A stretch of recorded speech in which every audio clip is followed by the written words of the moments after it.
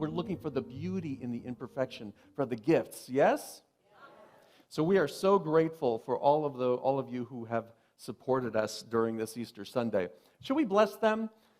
If you were on Saturday or Sunday, would you stand? And for those of you who are not here, we'll see there's one person who was here on Sunday helping. Okay, there's Karen. Yes. Okay, now come on. There we go.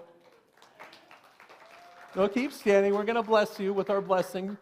Together, we love you. We bless you. We appreciate you. And we see the light in you. And so it is. Thank you, thank you.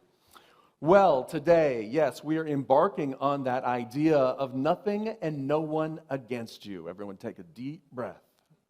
This is going to be a 3-part series. I'm going to be speaking today. Rusty's going to be speaking next Sunday.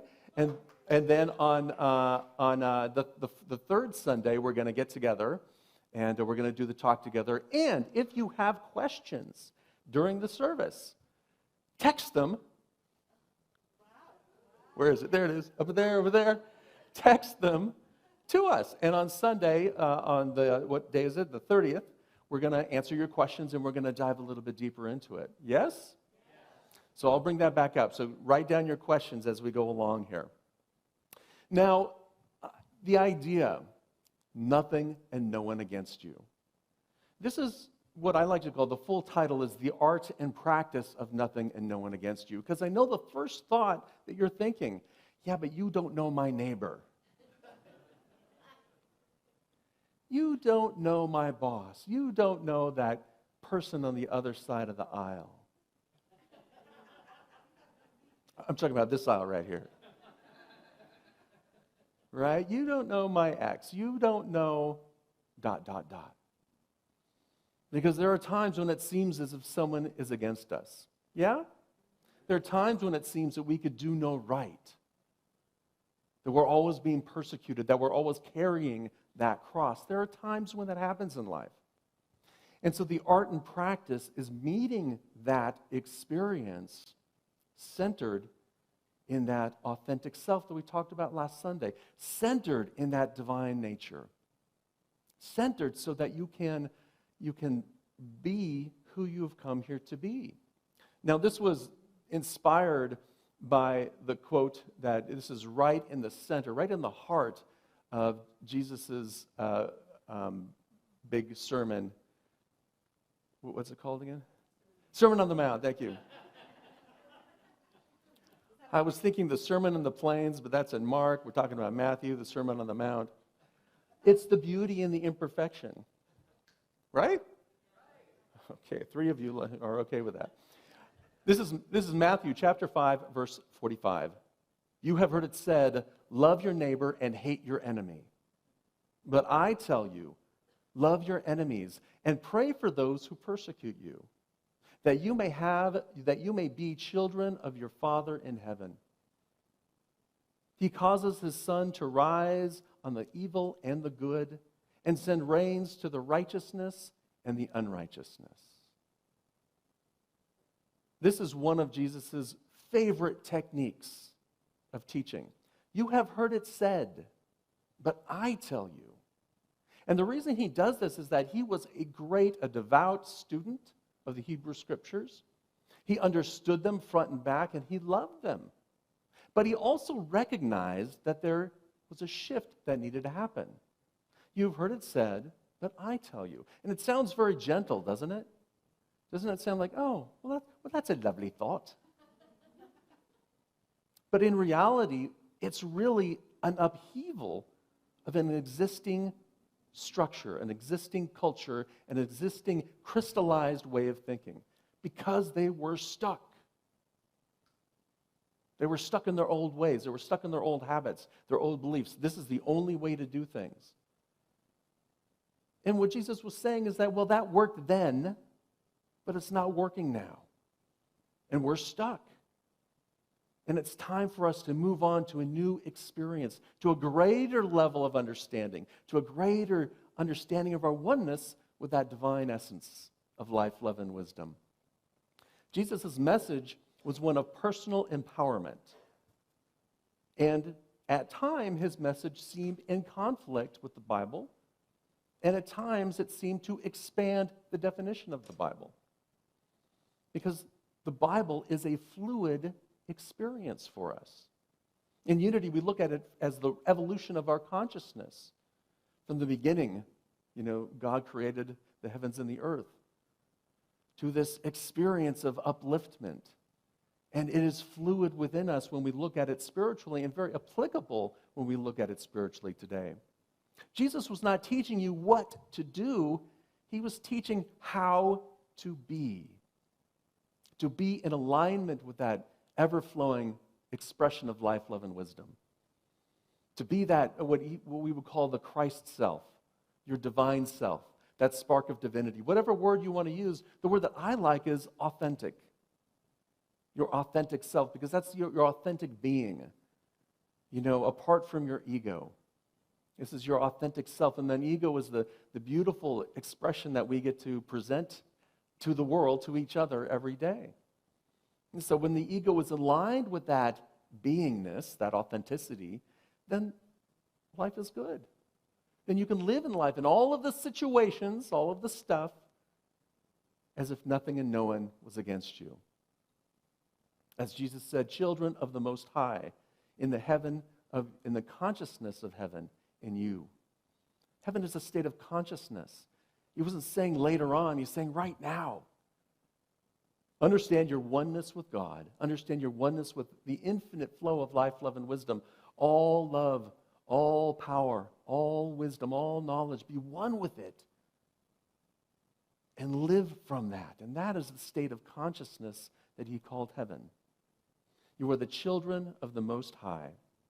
Now, today, how do we apply this today? We are in a bit of a cultural shift. Anyone notice? Yeah, there's a cultural shift happen. And there's been several cultural shifts that have happened over the last 40, 50 years. Anybody remember your very first computer? Yeah, so what was it? Shout it out. An Apple. Oh my gosh, you were so late in the game. An Atari, there we go. A Wang. So my very first computer was an IBM PC Junior. Anybody remember those? They're called doorstops now. Yep. It had 64K of memory, not megabyte, not terabyte, K. We had these little cartridges that I would plug in, and these little things called floppy disks that you would probably need to fill this room to have as much data as I have on this little computer here.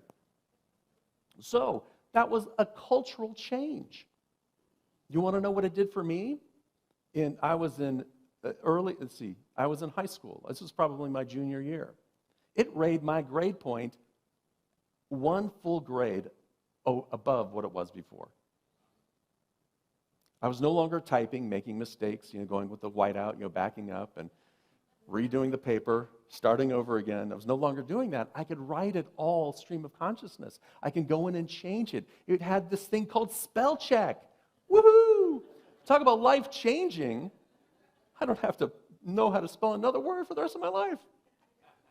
That is a cultural change. And for me, my grades went from a B, okay, maybe a C plus if I was lucky, to a B plus or an A, simply because I could use that device. So here we are today with ChatGPT, with Jesus GPT, with all of these artificial intelligence, all of these systems and more coming out faster and faster and faster, and culture is struggling to keep up. We are struggling to keep up with all of the innovation that we're creating. And the reason is that we haven't shifted our consciousness to the why. We're still in the what. We're going to create new things. We're going to do this. We're going to get more money. We're going to do that. We're going to create things because that's what we do. We're creative beings. And as consciousness evolves, we create greater and greater things. And at some point, we need to shift our thinking around what we're creating. Some people say, we've got to get rid of AI. Well, forget it. You can't. It's here. We've got to get rid of the computers. No, I'm sorry. We can't let our kids use the PDAs. Well, you know what? It's too late. My kids know more about my cell phone than I do. and how to use it and how to stay connected and how to build relationships. And so it's different than we did it, or at least I did it. Is it different for you? Has culture changed for you? And how are you feeling about it? Oh, yeah, night fishing, I'm not so sure. Yeah, it's happening. We're resisting it, and therefore, we think it sucks. I'm sorry, that was a spiritual term. Look it up in the Metaphysical Bible Dictionary. Oh, dang it. I just got fact-checked. Like that. Word. So here's the idea, though. This is our time, and in our time, culture is changing. And in our time, and we see it here right in our sanctuary. We see it in how we do church. We see it in how we go to the grocery store. We see it in how we go to the movies now.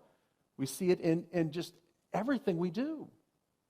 We're shifting, and we can resist it and feel the struggle and the pain and be upset about it, or we can change. And we can learn how to flow with it. And we can change the way we look at it, not just from the perspective of how am I going to be in it, but what am I going to do with it? We are at a time when we need to change our why. Why are we creating this technology? For more money? For the benefit of humanity. And that's where we need to get to. Now, I know not all of you are in high tech. Not all of you are creating gadgets. Not all of you are doing these things. But what are you doing in your life to create this shift in your world?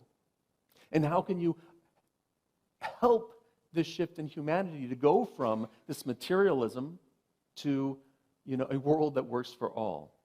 Are you ready to share your vision of peace with the world? And we shift our consciousness by first shifting our perspectives and living from that authentic self. All of that from, you've heard it said, love your neighbor and hate your enemy. But I tell you, love your enemy. Now, when we look at this idea of love, we're not talking about, the schmaltzy love, right? The romantic love, right? Love is the harmonizing energy of spirit.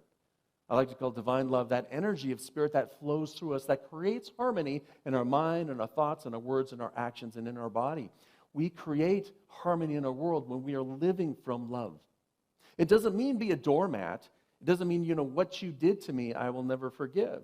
Well, then you are going to be carrying that resentment and that bitterness with you for the rest of your life, not the other person.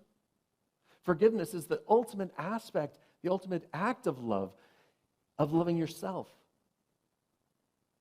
of allowing that harmonizing energy to flow through us so that I can be free. It doesn't mean I'm going to ask you to dinner, right? That's not forgiveness. There may be some amends, there may be some outer experience, but forgiveness is an inner experience where we let go and we allow that love to flow. I'd like to read a quote by the late Reverend Ed Ravel, who was one of the great Unity Bible interpreters. And if you go to unity.org, you can put in a Bible quote, change to Bible interpretation, the little drop down, and you'll get a lot of great things. Here's what he said about this quote, Matthew chapter 5, verse 45, the Sermon on the Mount. Thank you very much. Jesus was expanding one of his historic basic teachings, judge not. In order to truly be loving to all, it is necessary to release our tendency to judge between good and evil. The ability to express love perfectly is within us. You have it already. You have that ability. It's one of your natural powers. He's not telling us how to act. He's telling us how to be.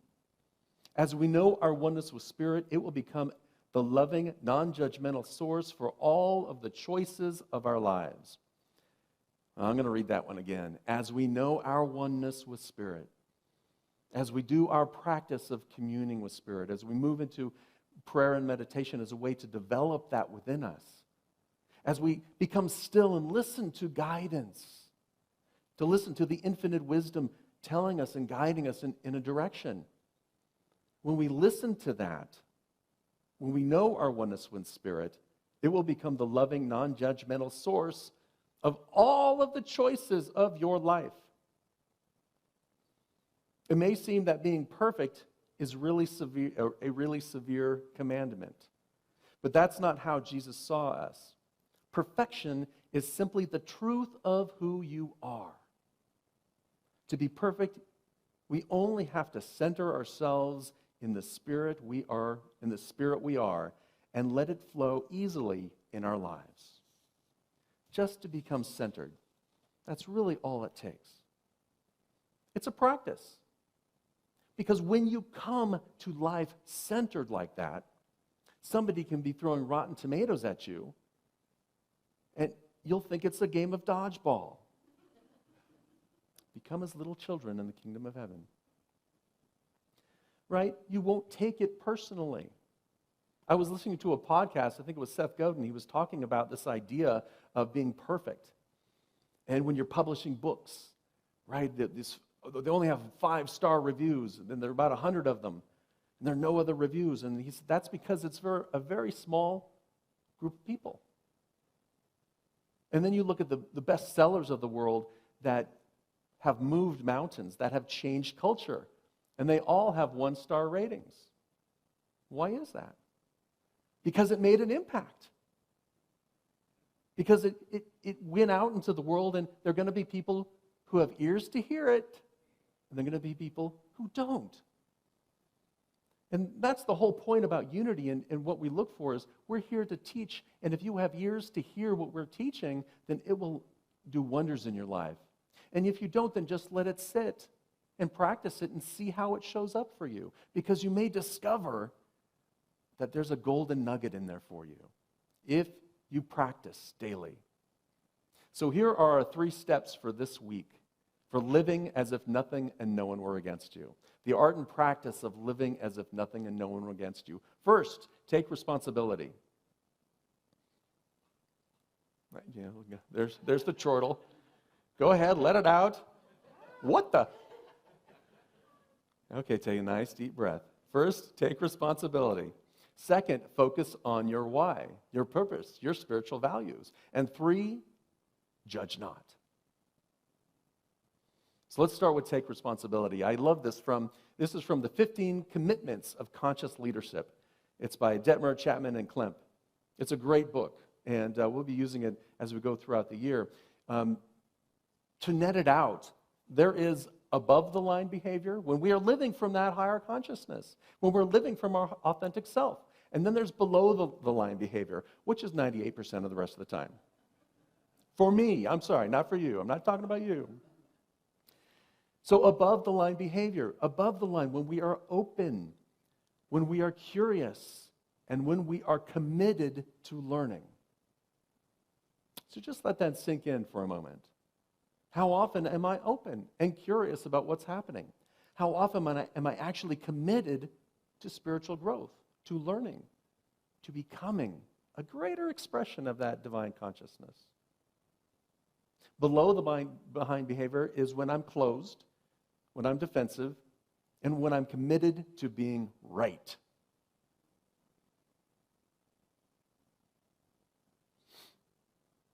I'm like wanting to ask you to raise your hands, but I know that might not be good. I'm going to listen to that still small voice. Move on, Riley.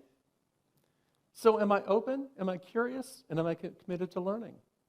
So think about that when you're coming into an argument with somebody, right, where you're sure you're right, which, for me is like 50% of the time. 50% right and 50. Anyway, so you're sure you're right, and you want to get your point across. Are you open, even open to what they have to say? Are you curious about where they might be coming from? Are you curious? Is there something else in there for you to learn? Are you curious, could there be another point in here that could move me forward, that can shift my consciousness, that can shift our relationship, if I'm willing to at least understand it? Now, at the end of the day, it may be a no, but at least you have the opportunity to listen, to be open, and to learn. When you're closed off, when you're defensive, and when you're committed to being right, there is no opening.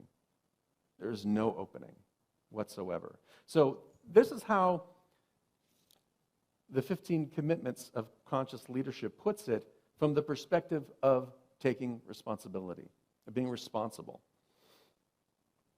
I am committed to taking full responsibility for the circumstances of my life and for my physical, emotional, mental, spiritual well-being. And I commit to supporting others to take full responsibility for their lives. Now, just let this sink in. I commit to taking full responsibility for the circumstances in my life.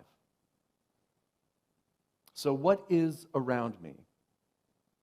The things that are happening around me, the situations, the experiences that I'm having are my experiences.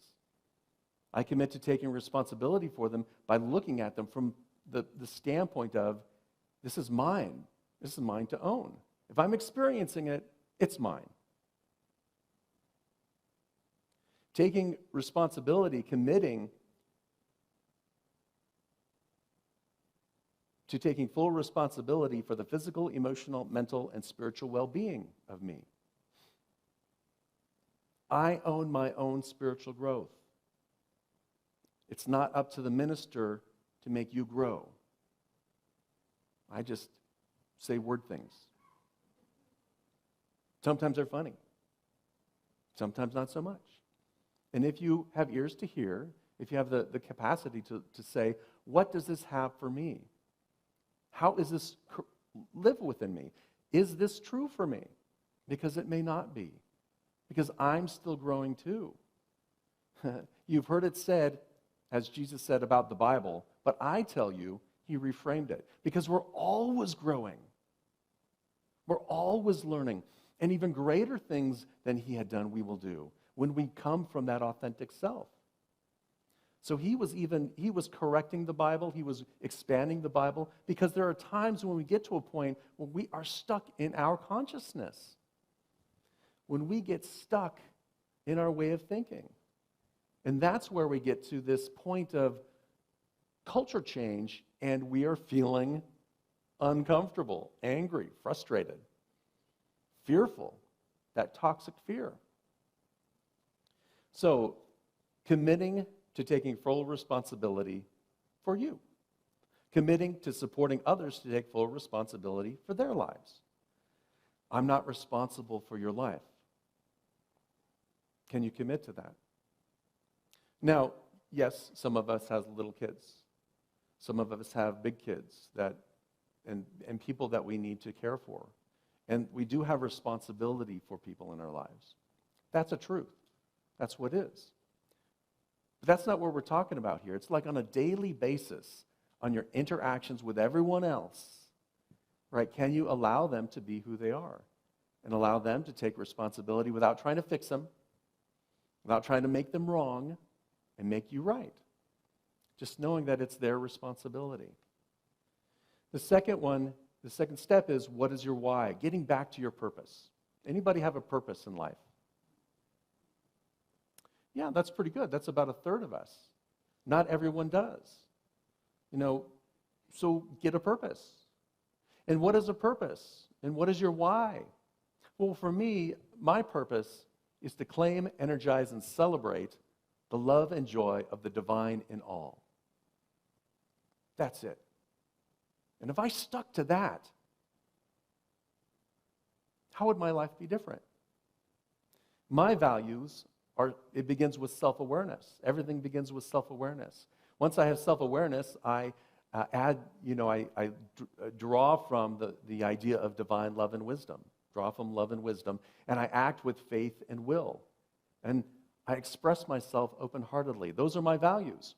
Self-aware, love, wisdom, faith, will, open-hearted. So come from those values. What does that mean? Think about a value for yourself for a moment. What does that mean? In fact, here are a list of values. These are your 12 powers. Everyone has this power, these abilities within you. You have faith within you. You have love within you. Understanding, zeal, strength, power, will, release, wisdom, imagination, order, life. Pick one. Pick one that you truly value, that resonates with you. If you don't understand it, don't worry about that one. But pick one that resonates with you. If you have another word, another value that you live by, bring it to mind for a moment. Everyone got one? I'm down to a third. So just try this. Pick one value, something that you truly value in life. The question is, how do you show up as that? How do you show up as love, the harmonizing energy of the universe? Open-hearted is one of the best things that I've added to my list just recently, probably in the last year. Open-hearted, which speaks to me as like, okay, here's an argument, here's a situation, here's something that's not working for me. Here's where I think I'm right. What if I'm open-hearted? What if I can just be open-hearted in this moment? What if I can deeply listen to what they're saying and then see if there's truth in it for me? What if I can have authenticity in the moment and say, okay, here's what's true for me? So when you come to your why, and this is something that we've been talking about a lot in Unity and in the world. If you're not sure about what your why is, look up Simon Sinek and you can see his video about why is important. It's your purpose. It's how you're showing up in the world. And if you showed up from love, from your own experience, no matter what is out there, you know that nothing is against you. Right? It's just someone else showing up from their own sense of fear, from their own sense of wanting to be right, of below-the-line behavior, of feeling uncertain, of their own wounds. And when you look at it from that perspective, now you can have compassion for someone else, knowing that they are a beautiful, perfect child of God. And they're now wounded. They're living from some fear. That's a different story. Isn't that a different scenario than, that when I said your neighbor across the street? It's a little bit different. So what is your why and what is your purpose? If you anchor yourself in your why, if that is truly why you're here, if you anchor yourself in those values, this is why I'm here, to express that, to be more of that divine consciousness. In everything I do, how would your life be different? How would you show up? And when, the stuff hits the fan, it's like, okay, there's the stuff, there's the fan. Here I am, centered in love, open-hearted, listening to Spirit. And that's really what the third process is all about, judge not. When you start to judge the other person, when you start to judge the situation as good or bad, you've already closed off. You already have this is the only way it can be. Go back to being open, curious, and committed to learning. Judge not, rather turn within to hear the still small voice, the voice of love and wisdom within you. Allow that divine energy, a love spirit, to guide you. It may not be an agreement, right? But at least you're coming from your authentic self, as best you can understand it at the time. And if you need to change that later on, you change it later on without worry, because you did the best that you could do. You're not judging yourself. And then act with faith, act with a willingness to move forward. A willingness to create a new experience in the world. I didn't talk about the below-the-line behavior, did I? I commit to blaming others and myself for what is wrong in the world. I commit to being a victim, villain, a hero, or taking more or less than 100% responsibility. That's the opposite. I take 98% responsibility. I take 114% responsibility. It wasn't them. It was all me. None of those are authentic. Just get back to being you, being that authentic self. Yes? Let's move to our oh wait, before we do that, because I'm all fancy now. Oops, now, can you go back one, Felix, on the slides? I went too fast. I was too fancy. If you have questions, comments, doubts, insecurities, it's okay. You can scan the QR code, you can text them to us, and in 2 weeks, Rusty and I will talk about them. Next week, you're going to get a different take on it, a different viewpoint. Another thing to take into your sense of, is it right for me? Something to try, to practice, so that you can be more open to growth. Yes? Thank you. Felix, can you now move to our affirmation? It's very short. It's very sweet. I commit to living my authentic life today.